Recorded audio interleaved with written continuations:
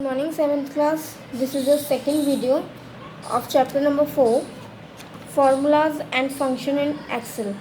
Last video में हमने पढ़ा था कि हम बेसिक फार्मूला कैसे क्रिएट कर सकते हैं, कमांड फार्मूला कैसे कंपाउंड फार्मूला कैसे क्रिएट कर सकते हैं, टेक्स्ट रूल और फार्मूलाज के अंदर रेंज को किस तरह से यूज़ कर सकते हैं. अब हम अपना चैप्टर आगे कंटिन्यू करते हैं. आगे हम पढ़ेंगे cell reference and its type. Cell reference के और उसके टाइप्स के बारे में पढ़ेंगे आगे.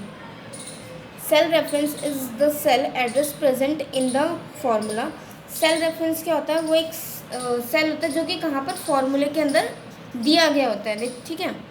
For example A4 here A denotes the column name and 4 denotes the row number. जैसे कि फॉर एग्जाम्पल मान लो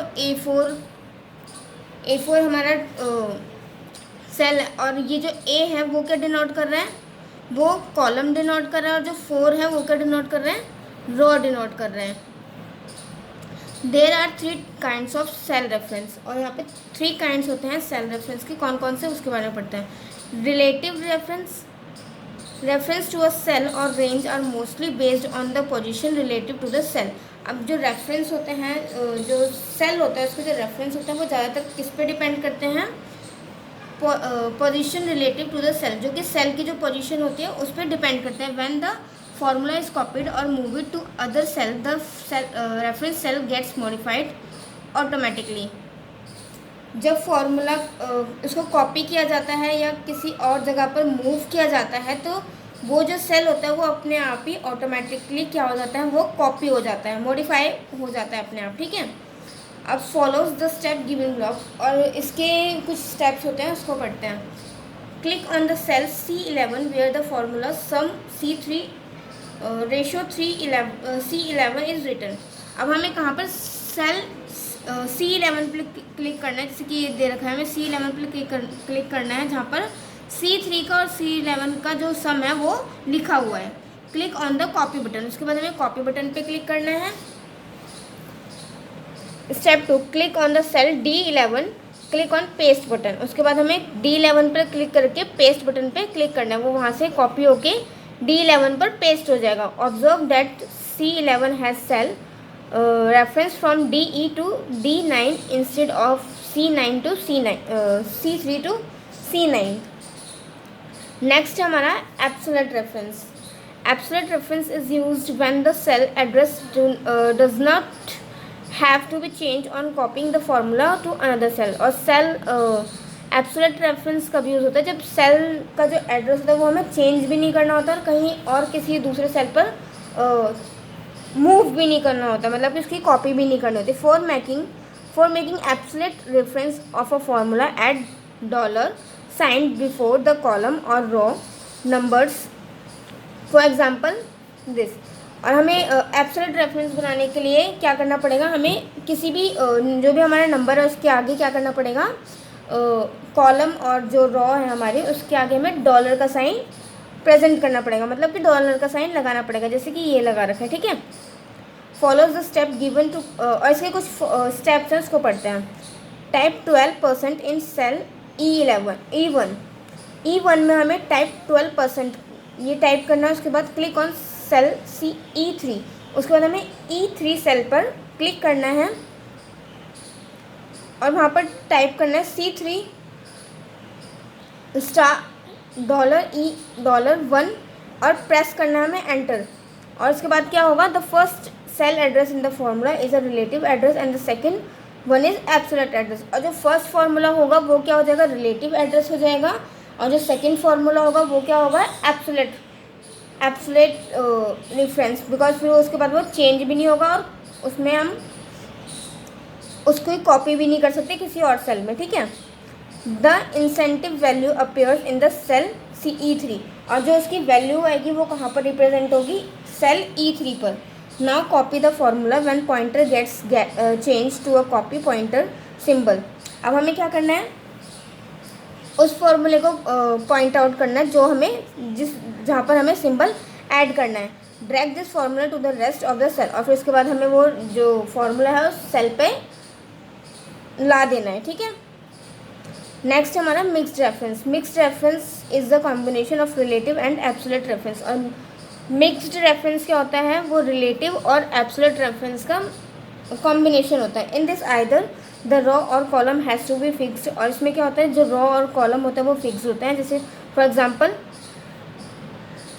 $B1 plus $B2, consider the example. अब इस एग्जाम्पल को कैलकुलेट करते हैं। जैसे type 40 in cell E2, click on cell F3। हमें सेल E2 में 40 टाइप करना है और F3 पे क्लिक करना है। देन हमारा क्या होगा, टाइप हो जाएगा ये टाइप करना है। उसके बाद प्रेस एंटर प्रेस करना है। Copy the formula to the rest of the cell to compound the actual expenses of other cells, और इसके बाद क्या होगा, जो हमारा फॉर्मूला होगा वो उस पर कॉपी हो जाएगा।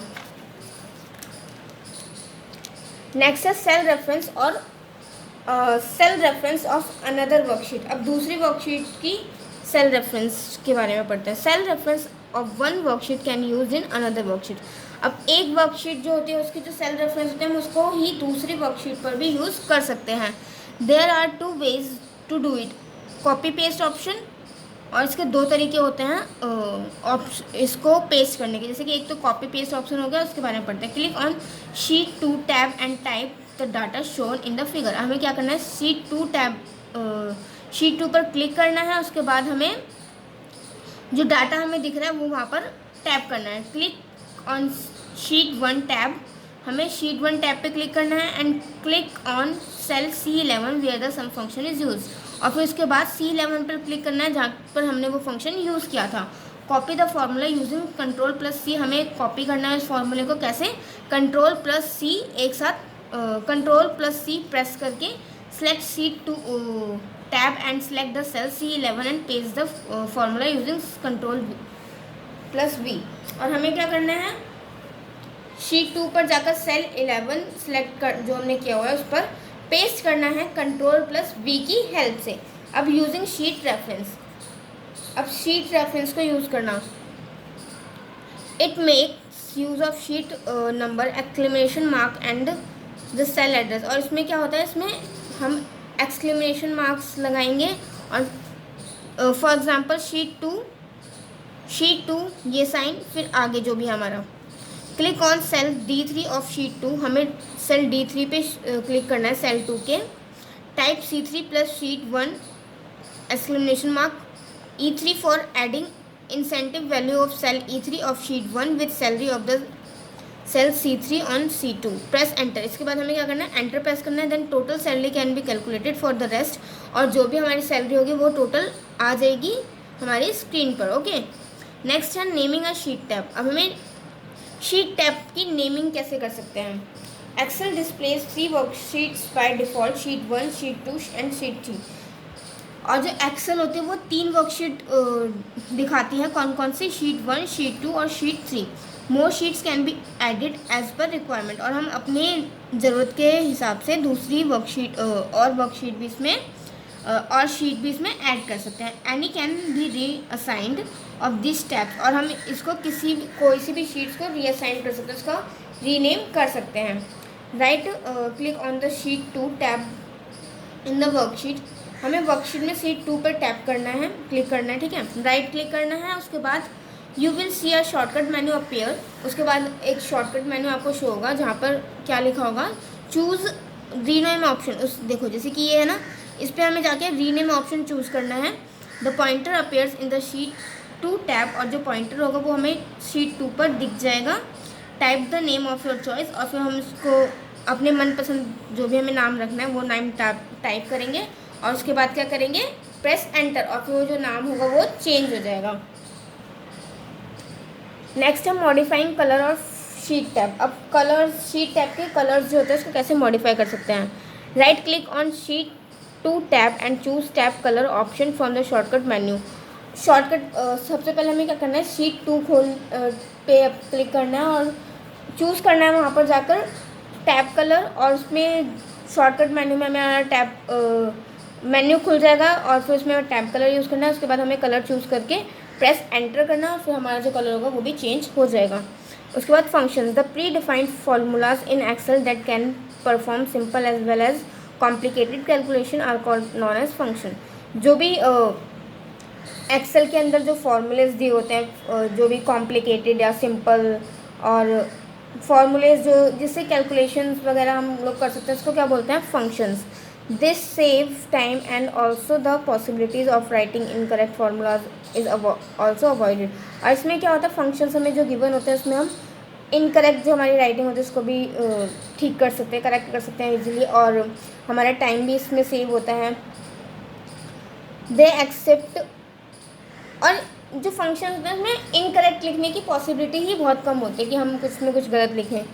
दे accept the arguments and return values, और वो आर्ग्यूमेंट्स और रिटर्न वैल्यूज़ भी एक्सेप्ट करते हैं. Arguments are input to function that accept values और एज टेक्स्ट और नंबर. और वो क्या फंक्शंस होते हैं वो टेक्स्ट और नंबर्स दोनों ही वैल्यूज़ एक्सेप्ट करते हैं. The values are provided within parenthesis. Return values are used to display output of the function. अब रूल्स फॉर एंटरिंग फंक्शन. अब फंक्शन को एंटर करने के क्या रूल्स होते हैं इसको पढ़ते हैं. Function should begin with equal to sign. जो फंक्शन होता है वो कैसे स्टार्ट होता है, इक्वल टू के साइन के थ्रू, ठीक है. Function name should be valid Excel name like sum, average, etcetera. और फंक्शन का जो नेम होता है वो कैसे हो सकता है, कुछ भी हो सकता है. सम, एवरेज, क्वेश्चन या कुछ भी हो सकता है. Name of the function should be followed by opening as well as closing parenthesis. और जो फंक्शन होता है वो कब खुलता है, जब जो पैरेंथेसिस को क्लोज करते हैं तब. Parenthesis should have argument with in them, for example this. अब इसके कुछ फंक्शंस दिए हुए हैं. ये हमारे फंक्शंस होते हैं सम, एवरेज, INT, और round, products, SQRT, EXP, mod, power, ठीक है. और इनके पर्पसेस क्या होते हैं ये लिखे हुए हैं यहाँ पे. आगे है हमारा नेक्स्ट कॉमन फंक्शन. अब कॉमन फंक्शन क्या होता है, this function max. This function is use for finding the largest value in the specified range. अब मैक्स मतलब कि मैक्सिमम. मैक्सिमम क्या होता है, मतलब कि जो भी हमारी रेंज दी हुई है उसमें उसकी सबसे लार्जेस्ट वैल्यू को फाइंड करने के लिए हम इसका यूज़ करते हैं. Select the cell GE and type max equal to max CE ratio F3, press enter, ठीक है. हमें क्या करना है, सेल G3 सेलेक्ट करना है, उस पर टाइप करना है इक्वल टू मैक्स. मैक्स मतलब मैक्सिमम. फिर जो भी हमें नंबर लेना है वो लिख के एंटर प्रेस करना है. उसके बाद क्या होगा, G3 पे हमारी वो वाली वैल्यू डिस्प्ले हो जाएगी जो कि ज़्यादा नंबर होगा, जो कि मैक्सिमम वैल्यू होगी वो G3 सेल पर दिख जाएगी. नेक्स्ट है today. This function is use to the current date. और ये जो फंक्शन है वो करंट डेट, जिसकी आज मैं अगर कुछ करूँ तो ये वाला फंक्शन मैं यूज़ करूँगी. टुडे मतलब कि आज की डेट के लिए ये फंक्शन यूज़ होगा. Today in a cell, press enter. हमें टुडे लिख के सेल में टुडे लिख के प्रेस करना है, और फिर जो डेट होगी वो जो भी करंट डेट होगी वो अपने आप वहाँ पर दिख जाएगी. आगे है formula errors. If a formula is entered in a wrong way then the Excel will display an error message instead of displaying the value.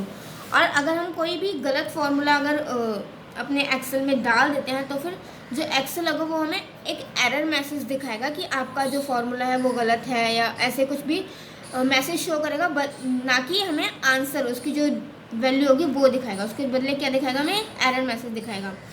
It exist you to find and fix the problem. और वो बोलेंगे या तो तुम left कर दो, या तो तुम इसको बैक कर दो, या फिर जो आपकी प्रॉब्लम है उसको फिक्स करो, ठीक करो.